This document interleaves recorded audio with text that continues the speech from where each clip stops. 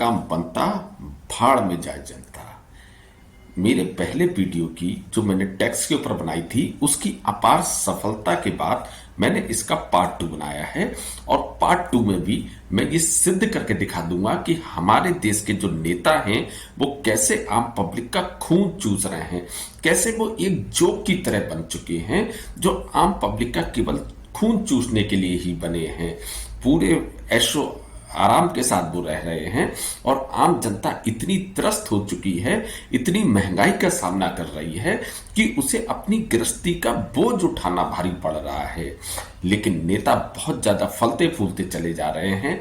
और ये क्यों इतना फल फूल रहे हैं, और जो हमारे टैक्स का पैसा जो कलेक्ट होता है वो कहाँ चला जाता है, वो कहाँ पर यूज होता है, क्योंकि धरातल पे तो हमें कुछ दिख ही नहीं रहा है। आप मेरी पूरी वीडियो देखना, मेरी हाथ जोड़ के विनती है, आपको पूरा इस सरकार का, पूरे जो हमारे नेता लोग हैं, इनकी पूरी सच्चाई, इनकी पूरी पोल पट्टी ना खोल के रख दूं, इनकी पूरी असलियत ना दिखा दूं, तब आप मुझसे कहना। अगर आपको जानना है तो चलिए शुरू करते हैं वीडियो। यार मेरे प्यारे दोस्तों, आज के जो नेता हैं वो कोई सेवक नहीं है, वो कोई आपके रक्षक नहीं है, बल्कि भक्षक बन गए। वो आम जनता का भक्षण कर रहे हैं, आम जनता को दिन रात खा रहे हैं। इस देश में ऐसी जोंक की तरह ये लग गए हैं जो देश को दीमक की तरह खा रहे हैं और हल्के हल्के खोखला कर रहे हैं।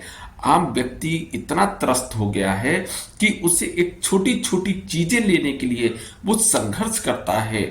पढ़ाई के लिए वो संघर्ष करता है, नौकरी के लिए वो संघर्ष करता है, वो अपनी गृहस्थी पालने के लिए संघर्ष करता है। यानी हर कदम पे उसे संघर्ष का सामना करना पड़ता है। लेकिन ये जो नेता हैं ये इस तरीके से अपनी जीवन व्यतीत कर रहे हैं जैसे कोई स्वर्ग में बैठे हुए कोई देवी देवता के समान। हमारे देश के नेता हैं ना, ये आपका इस तरीके से खून चूस रहे हैं कि आपको पता ही नहीं लग पा रहा है। आम जनता ये सोच ही नहीं पा रही है कि किस तरीके का उनके साथ खेला चल रहा है। आज मैं इन्हीं नेताओं के बारे में पूरी पोल पट्टी खोलूंगा। और ये जो टैक्स का पैसा इतना कलेक्ट होता है ये आखिर कहाँ चला जाता है?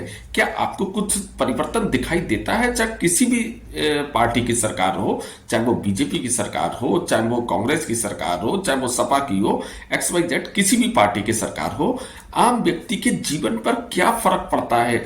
आम व्यक्ति के जीवन पर क्या उसे महसूस होता है कि आखिर ये सी सरकार बनने से हमारे ऊपर कुछ फर्क पड़ा? चलिए थोड़ा सा मैं जो अपनी पिछली वीडियो है उससे कुछ मैं दोबारा से याद ताजा करता हूं कि ये टैक्स के पैसों का खेल किस तरीके से चल रहा है।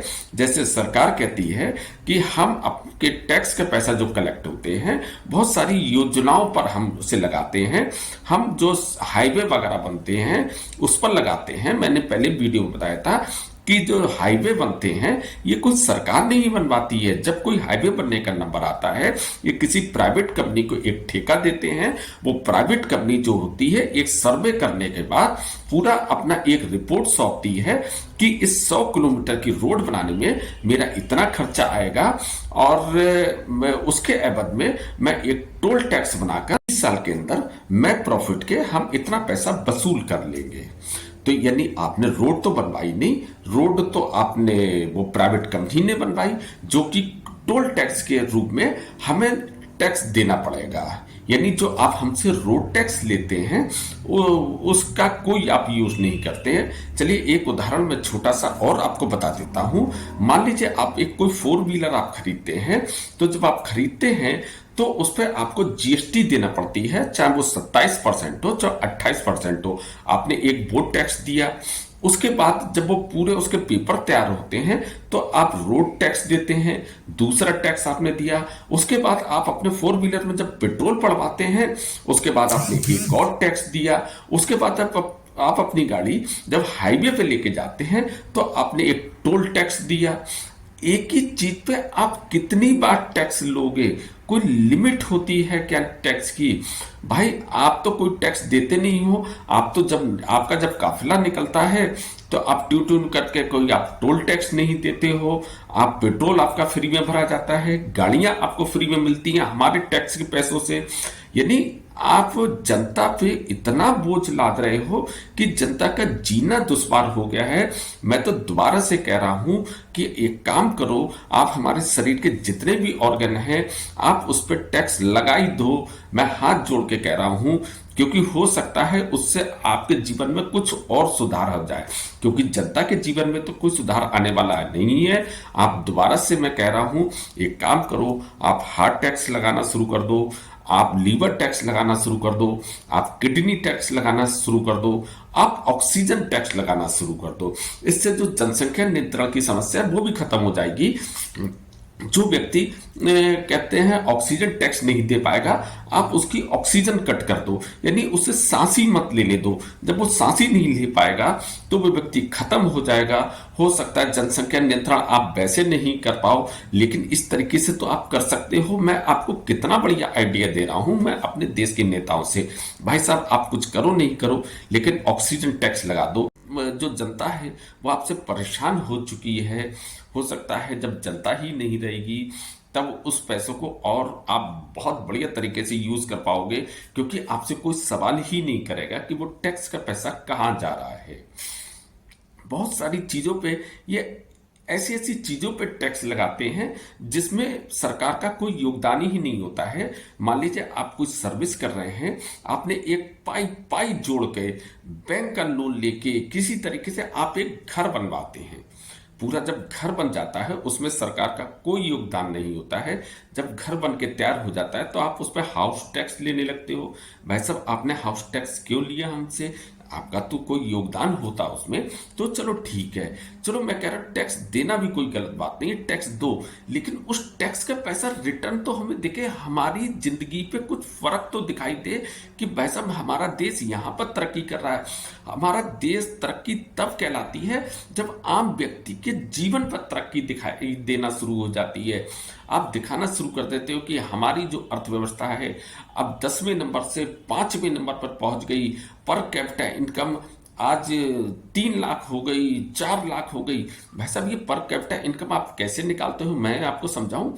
पर कैपिटा इनकम आप जितनी हमारी जीडीपी होती है और हमारे देश की जितनी पॉपुलेशन होती है उससे आप डिवाइड कर देते हो, जिसमें वो बहुत बड़े बड़े धन्ना सेठ होते हैं, जैसे अंबानी हो गए, अडानी हो गए, टाटा हो गए, बिरला हो गए, लक्ष्मीपति मित्तल हो गए, जिनके पास कुबेर का खजाना है। यानी आपने इन सब की संपत्ति, जो हमारे देश में जो पूरी संपत्ति है 10% लोगों पर 90% संपत्ति है और 10% लोगों पर बाकी की पूरी संपत्ति है। यानी इस तरीके का तो हमारे देश में पैसे का डिवाइडेशन है। यानी आप उनकी भी संपत्ति को टोटल पॉपुलेशन से डिवाइड कर देते हो, फिर आप कह देते हो कि आप पर कैपिटा इनकम साहब पहले इतनी थी और अब इतनी हो गई। भाई साहब, ये क्या बिरला की मान लीजिए संपत्ति अगर आप जब निकालते हो कि वो 3 लाख रुपए है उसकी, क्या टाटा की 3 लाख रुपए है, क्या अंबानी की 3 लाख रुपए है? भाई साहब, उसे आप गरीब की इनकम में आप जोड़ के दिखाते हो कि अब हमारे देश का जो व्यक्ति है उसकी 3 लाख रुपए पर एनम उसकी इनकम हो चुकी है। किस तरीके का मजाक कर रहे हो आप? किस तरीके के आप तर्क देते हो हमसे? आम व्यक्ति जो है वो संघर्ष ही करते करते खत्म हो जाता है। ये नेता लोग जब नेतागिरी शुरू करते हैं ना, तो कई बार इनके पास एक टू व्हीलर यानी एक बाइक भी सही से ये हैंडल नहीं कर पाते हैं, लेकिन जैसे जैसे इनकी नेतागिरी चमकती रहती है, ये हल्के हल्के कार चलाना शुरू कर देते हैं, लग्जरी कार पर आ जाते हैं, देखते देखते ये हेलीकॉप्टरों में घूमना शुरू कर देते हैं। तो ये कहां से आपके पास आ रही है? आपके ऊपर इतना पैसा खर्च हो रहा है और उसके बाद आप 1 रुपए का टैक्स नहीं देते हो। ये आप जो विदेश की यात्राएं करते हो इतनी ज्यादा, या अपने घूमने पर जो इतना पैसा खर्च करते हो कहां से करते हो? जो हमारा खून चूस के जो आपने टैक्स इकट्ठा करा है ना, आप उस पर ऐशो आराम करते हो। देखिए, हमारे देश की जो भोली जनता होती है ना, जब इलेक्शन का टाइम आता है तो उनसे सवाल पूछने की जगह उनके संग में जिंदाबाद जिंदाबाद जिंदाबाद के नारे करती है। जबकि उस समय हमें भी पूछना चाहिए कि तुमने हमारे पर कहाँ खर्च करा। अगर कोई रोड बनवा देते ना, जबकि आपने नहीं बनवाई होती, वो हाईवे सारे प्राइवेट कंपनी ने बनवाया होता है, या अगर आपने थोड़ा बहुत भी काम करवाया होता है, तो भाई साहब ये एहसान नहीं होता है, वो हमारा खुद का पैसा है। अगर आपने हमारा खुद का पैसा कहीं पे थोड़ा बहुत यूज कर दिया, आप उसको अपने काम में गिनवा रहे हो, आपके पास तो कहाँ से पैसा आया?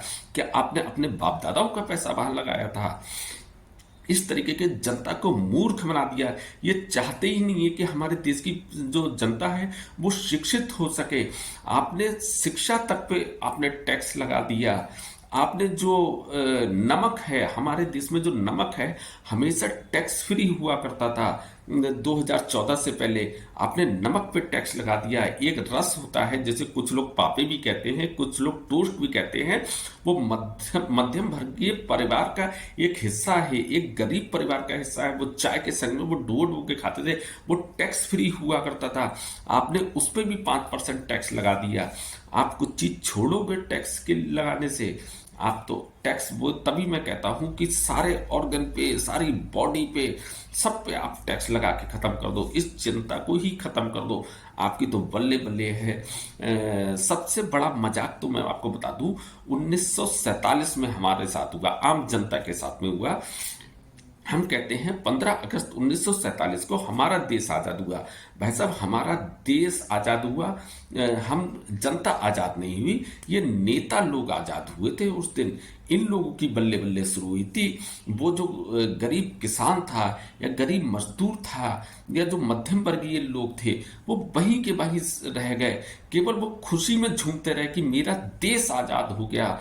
वो बेचारे कभी आजाद नहीं हुए, वो तब भी गुलाम थे, वो आज भी गुलाम हैं। वो पहले अंग्रेजों के गुलाम थे, आज नेताओं के गुलाम हैं। तो ये है, कहते हैं, हमारे नेताओं का हाल।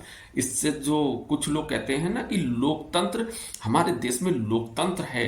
भाई साहब, किस बात का लोकतंत्र? क्या करें, इसे रबड़ी में मिला के खा जाएं क्या इस लोकतंत्र को, जब आम व्यक्ति के जीवन पर कोई फर्क ही नहीं पड़ता है। मैं तो बल्कि कई बार कहता हूं कि राजतंत्र इससे बढ़िया होता था।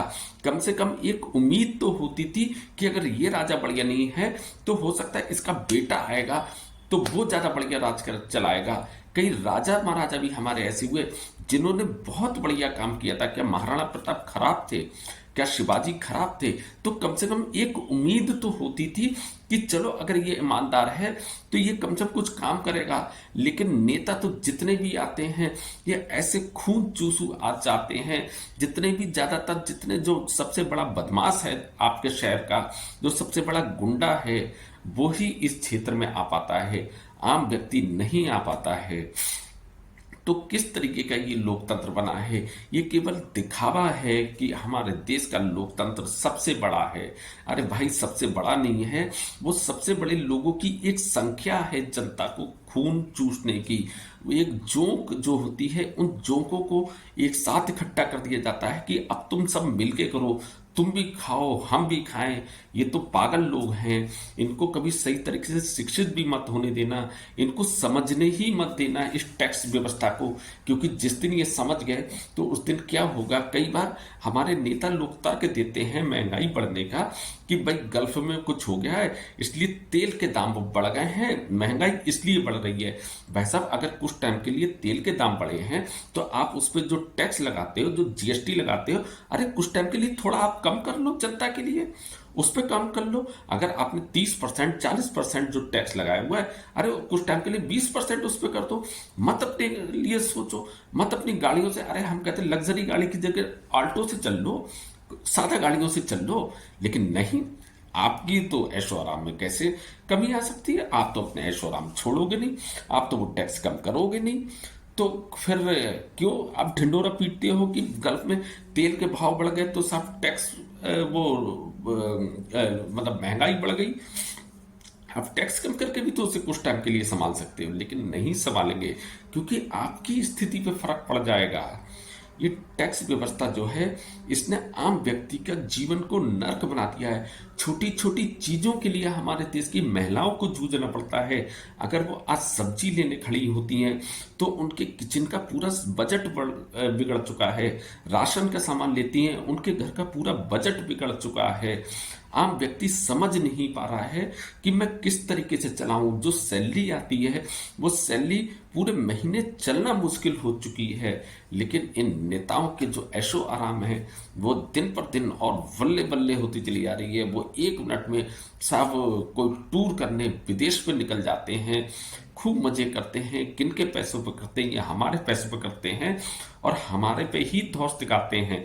अगर मान लीजिए आप किसी रोड से जा रहे हैं और आप बहुत जरूरी काम से आपको जाना है, मान लीजिए आपको हॉस्पिटल जाना है, आपको स्कूल जाना है, आपको अपने दफ्तर जाना है, अगर कहीं बाई चांस इनका काफिला बीच में आ गया तो वो सब लोगों को रोक दिया जाएगा, चाहे कितना भी जरूरी काम हो, पहले इन्हें निकलने का अधिकार होगा, जबकि ये जनता के सेवक कहलाते हैं। ये जनता की सेवा होती है, इस तरीके से जनता की सेवा होती है। बहुत शर्मनाक बात है। बहुत ज़्यादा खून चूस चुके हैं। मैं तो कहता हूं कि लोकतंत्र के नाम पर ये लोग धब्बा हो गए हैं। अरे कुछ ऐसे देश हैं जो हमारे साथ आज़ाद हुए थे, हमारे साथ ही उन्हें स्वतंत्रता मिली थी, वो कहीं का कहीं पहुंच गए और हम कहाँ के कहाँ रह गए। हम आज भी बहुत सारे ऐसे ऐसे मुद्दों में इन लोगों ने हमें भटका के रख दिया। कोई जातिवाद के नाम पर लड़ रहा है, कोई धर्मवाद के नाम पर लड़ रहा है। ये हमें सोचने ही नहीं दे रहे हैं, ये हमारा दिमाग ही नहीं खुलने दे रहे हैं। ये ऐसे ऐसे मुद्दों में हमें भटका रहे हैं कि ताकि हम इनकी व्यवस्था को, जो लूटने की व्यवस्था है, उसको समझ सके आम पब्लिक। क्योंकि जिस दिन पब्लिक समझ गई ना, तो उस दिन इनके कपड़े उतर जाएंगे। कोई है ही नहीं बोलने वाला। वो सब उस तरीके की इनकी विचारधारा या इनके प्रोपेगेंडा में लगे हुए हैं कि जनता को इस तरीके से भ्रमित करके रखो, इस तरीके से फंसा के रखो, चाहे वो जातियों में बांट के रखो, डिवाइड एंड रूल की पॉलिसी खेलो। जनता इस बात को समझ ही नहीं पाए। एक आम व्यक्ति, एक गरीब व्यक्ति इनकी चालबाजियों को समझ ही ना पाए, वो उन्हीं चीजों में फंसी रह जाए कि क्योंकि अगर जिस दिन समझ गई तो उस दिन वो कहने लगेगी कि भाई साहब, जो इतना टैक्स का पैसा आप कलेक्ट करते हो, इससे कहाँ खर्च करते हो, आप बताओ तो। जैसे मैंने पहले वीडियो में बताया था, अगर ये कह दें कि हम बिजली आपको देते हैं, तो बिजली का आप हमसे बिल लेते हो, पर यूनिट के हिसाब से चार्ज करते हो। अगर ये कह दें कि हम आपको पानी देते हैं, तो पानी फ्री की चीज होते हुए भी आप हमसे वाटर टैक्स वसूल करते हो। तो यहाँ तक कि जो नौकरी हम करते हैं, जिस पे हमारा ही केवल अधिकार होना चाहिए, क्योंकि वो हमने पढ़ लिख कर अपने काबिलियता के दम पर हमने हासिल करी, आप उस पर भी टीडीएस ले लेते हो। इतना सब कुछ लेने के बाद, यानी हमारे देश की जो जीडीपी है 165 लाख करोड़, वो कहाँ चली जाती है, कहाँ खर्च हो जाती है, किसी को पता ही नहीं चलता। लोग बस यही कहते रहते हैं कि वो फलानी सरकार होना चाहिए, वो फलानी सरकार होना चाहिए, लेकिन कोई सरकार आपके लिए नहीं सोचती है। आपको रोटी के टुकड़े फेंक कर आपको ये दिखाती है कि देखो मैंने ये काम किया, देखो मैंने ये काम किया। एक नारा इंदिरा गांधी के समय में चला था, गरीबी हटाओ, यानी आज से करीब 30-35 साल पहले चला था। वही नारा आज भी चल रहा है, गरीबी हटाओ। कितनी शर्मनाक बात है। हाँ, गरीबी हटी, मैं मानता हूं, इन नेताओं की गरीबी हट चुकी है, और इतनी ज्यादा हट चुकी है कि इनके पास इतने पैसे हो चुके हैं जो इंडियन बैंक में रखने की जगह नहीं बची है। ये स्विस बैंक में अपने पैसे रखते हैं, कहीं ओवरफ्लो ना हो जाए। ये गरीबी हट गई है, मानता हूं मैं, गरीबी हटी। लेकिन हमारे जो देश के जो आम नागरिक हैं, जब उनके खाते चेक करे जाते हैं, तो विचारों में मिनिमम बैलेंस भी होना मुश्किल हो जाता है। तो ये है सब टैक्स व्यवस्था। ये हमारे देश के नेता हैं। हमारे टैक्स के पैसों का कोई हमारे ऊपर इस्तेमाल नहीं होता है। किसी भी तरीके की हमारे ऊपर कोई किसी तरीके की जरूरत की जो चीजें हैं, हमें वो तक हमें नहीं दी जाती हैं। कहीं एक नल भी अगर ये लगवा देते हैं, जैसे हम हैंड पाइप कहते हैं, तो उसके ऊपर अपना ठप्पा लगा देते हैं नेताजी की, फलाने नेता के द्वारा ये लगाया गया। तुमने अपने बाप के पैसों से वो लगवाया था वो एक नल, और उसके आधार पर आप वोट मांगने लगे। और जो फलानी, जो बहुत सारी रोडें टूटी फूटी हैं, जो गड्ढे हैं जिसपे हमारा अधिकार है, हमने रोड टैक्स दिया हुआ है, हमने और दूसरे टैक्स दिए हैं, हमने इनकम टैक्स दिया है, हमने जीएसटी दी हुई है, वो सब आप खा गए। एक नल के नाम पर एक जरा सी कोई बोर्ड लगा दिया, जरा सा कोई काम कर दिया, उसके नाम पे आप बेशर्मी से वोट मांगने खड़े हो जाते हो। तो जनता को ये चीज समझना होगी, ये सब चीजें इनसे बात करना होगी, इनसे सवाल करना होंगे, तब इन लोगों का दिमाग हिलेगा। ये जब 5 साल के बाद जो इलेक्शन आते हैं, इनके अंदर घबराहट पैदा करनी होगी कि कैसे हम जनता के बीच में जाएं, हम क्या बताएं। तब उस दिन हमारी ताकत का इन्हें पता लगना होगा। अगर इन नेताओं को अपने कब्जे में लाना है तो जनता को इनके ऊपर हावी होना पड़ेगा, इन पे वो प्रेशर लादना होगा, इनसे वो सवाल पूछना होंगे कि कहाँ पैसा हमारा चला जाता है, और हमारा ही पैसा, हमें पूछने का कोई अधिकार नहीं है कि भाई साहब आप उस पैसे को कैसे यूज करते हो। ये किसी भी तरीके की कोई भी चीज फ्री बांट दें, राशन फ्री, गेहूं फ्री, और बिजली फ्री, और बस में किराया फ्री, आपने किससे पूछ के फ्री बांटा? फ्री बांटना है तो उन जरूरतमंद लोगों को बांटो जिनको जरूरत है। रेवड़ियां बांटने की कोई जरूरत नहीं है, क्योंकि वो पैसा आपके बाप दादों ने नहीं कमाया है, वो पैसा हमारी मेहनत का है। अब मैं आम जनता को यह भी बताना चाहता हूं कि बहुत लोगों के मन में ये सवाल आ रहा होगा कि नहीं भाई, हम तो कोई टैक्स नहीं देते हैं, यानी इस वीडियो से हमारा कोई मतलब ही नहीं है, क्योंकि ये तो उन लोगों के ऊपर वीडियो बना है जो टैक्स देते हैं। हर एक व्यक्ति टैक्स देता है। मैं आज बता रहा हूं वो कैसे देता है। मान लीजिए आप एक 5 रुपए वाली कोई एक नमकीन का भी पैकेट लेते हैं, वो इसलिए आपको 5 रुपए की पड़ रही है क्योंकि उस पर टैक्स पहले जुड़े हुए हैं, उस पर जीएसटी जुड़ी हुई है, उस पर जो टोल टैक्स जुड़े हुए हैं, सारे खर्चे जुड़े हुए हैं, इसलिए वो 5 रुपए की वो तो आप ले रहे हो सकता है वो सारे टैक्स फ्री हो जाते तो वो 4 रुपए की हो सकती थी। यानी 1 रुपये, 5 रुपए में 1 रुपये आपने टैक्स दिया है। अगर आप 1 रुपए की भी टॉफी लेते हो तो वो 1 रुपए की इसलिए है क्योंकि सारे टैक्स उस पर जोड़ने के बाद उसके मूल्य निर्धारित किया गया है। अगर वो सारे टैक्स हटा दिए जाते तो हो सकता है वो जो आपको 1 रुपए की टॉफी मिल रही है, 1 रुपए की 2 मिल सकती थी। तो इसलिए हर व्यक्ति, एक रिक्शे वाला भी, एक गरीब मजदूर भी, एक गरीब किसान भी टैक्स देता है। इसलिए ये अपने दिमाग से निकाल देना कि हम कोई टैक्स नहीं देते। प्रत्येक व्यक्ति टैक्स देता है, प्रत्येक व्यक्ति टैक्स देता है, लेकिन उसे अपने पैसे का सवाल जवाब करने का कोई अधिकार नहीं है। इन लोगों ने कोई ऐसी व्यवस्था ही नहीं बनाई, इन नेताओं ने, कि आम पब्लिक पूछ सके उनसे कि आप ऐसे नहीं ऐसे खर्च करो, या हमारा पैसा कहाँ चला गया, हमारे पैसे को आप कहाँ यूज कर रहे हो, हमारे पैसों से आप क्यों अय्याशी कर रहे हो, हमारे पैसों को से आप क्यों बड़ी बड़ी टूर कर रहे हो, आप हेलीकॉप्टरों से आप चल रहे हो, या आप बड़े बड़े काफले कर रहे हो। एक चुनाव में आप हजारियों करोड़ों रुपए खर्च कर देते हो जिसका कोई मतलब नहीं है। भाई साहब, क्या कहाँ से ले आते हो? क्या आपके बाप दादाओं ने वो पैसा कमाया था जो चुनाव में आपने खर्च कर दिया? आपने पानी की तरह बहाया, लोगों को दारू पिलाई, किसके पैसों से पिलाई? आप ही के पैसे से पिला के आप ही को मूर्ख बना रहे।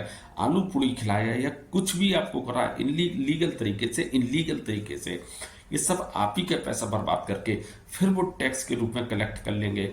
और दूसरे जो आपके बहुत सारे संसाधन हैं, चाहे वो रेलवे विभाग हो, चाहे वो परिवहन विभाग हो, चाहे वो आपके डाकघर हो, आप वहां से पैसा कलेक्ट करते हो, कहाँ लेके जाते हो? क्या वो आपके बाप का पैसा हुआ? वो हमारे ही जनता का पैसा है, हमारे देश की जनता का पैसा है। आप उसका भी कहाँ यूज करते हो? कभी तो आपको हिसाब देना पड़ेगा। कहीं ऐसा ना हो एक दिन जनता इतनी त्रस्त हो जाए, आपके सिंहासन से आपको पकड़ के खींच के हटा के खड़ा कर दे, और तब आपसे उसका जवाब मांगे। आपको सिंहासन खाली करना पड़ेगा, बहुत जल्दी खाली करना पड़ेगा। मैं सिखाऊंगा लोगों को कि कैसे होता है। अब इनसे सवाल पूछे जाएंगे, अब इनसे आंखों से आंखें मिला के क्वेश्चन करे जाएंगे, तब पता लगेगा आपकी। बाकी मैं इसी तरीके के ज्वलंत मुद्दे लगातार उठाता रहूंगा, आप मेरा साथ देते रहो। मैं इनको दिखाऊंगा कि क्या होता है, मैं और आप मिलकर दिखाएंगे अपनी ताकत की क्या होता है। बाकी अगर मेरी वीडियो पसंद आई हो तो इसे बहुत ज़्यादा शेयर करना, इसे लाइक करना, क्योंकि कुछ लोगों के दिलों पे सांप लौटेंगे इस वीडियो को देख के। बस यही मेरी कामना है, आप मेरे साथ में बने रहना। बाकी हम और आप मिलके कहाँ से कहाँ पहुँचने की एक कोशिश कर रहे हैं, उस कोशिश में मेरा साथ देना। बाकी मुझे अगर हो सके तो सब्सक्राइब करते रहना, क्योंकि जितनी भी मेरी वीडियो आए वो आप देखते रहो, मैं इसी तरीके के मुद्दे हर उस पर उठाता हूँ। बाकी वीडियो बहुत लंबी हो रही है, मैं इस पर विराम देता हूँ, फिर मिलूंगा नेक्स्ट वीडियो में। अगर हो सके तो फिर से एक बार कहता हूँ सब्सक्राइब कर लेना। बाकी फिर मिलते हैं नेक्स्ट वीडियो में। Thank you very much.